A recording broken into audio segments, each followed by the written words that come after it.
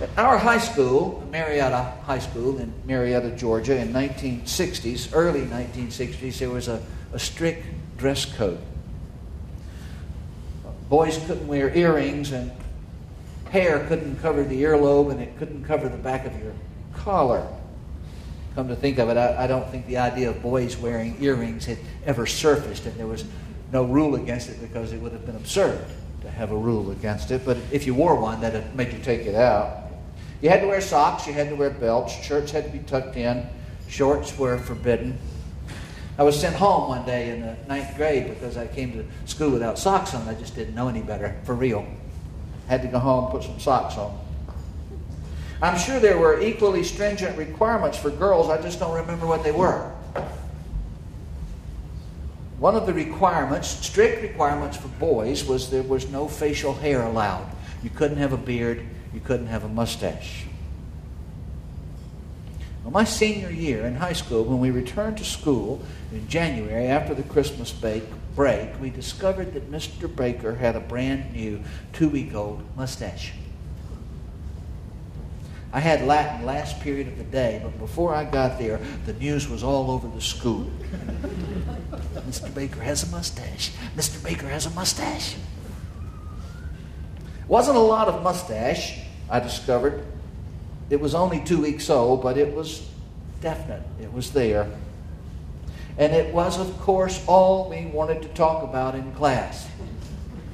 It was, to our student way of looking at things, a clear act of rebellion.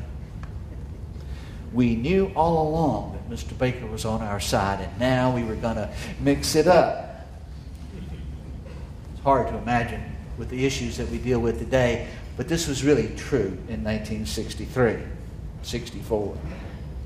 And so in class there was a lot of conversation about the mustache, and finally someone asked the real question. It may even have been me, come to think of it, but I'm not sure about that. But someone asked the real question, the bottom line question.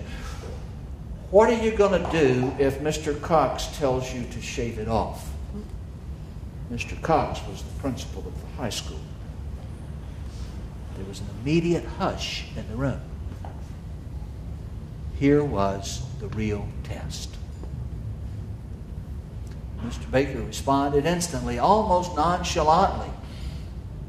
Oh, I'd shave it off, of course. You could feel the disappointment in the room. The rebellion slipped right through our fingers. Mr. Baker looked at us for a moment, and then I think he suddenly realized there was something really important going on. And he said, and now we could tell that he was taking us seriously. He said, a mustache isn't worth dying for. We looked a bit puzzled, and he went on. Sooner or later, he said, before you can truly call yourself adult, you have to come to know that there are some things in your life worth dying for. And I don't know that I know what they all are, but I know that a mustache is not one of them. Didn't learn much Latin, but I learned a lot from it. Next week, you'll see why that story is important.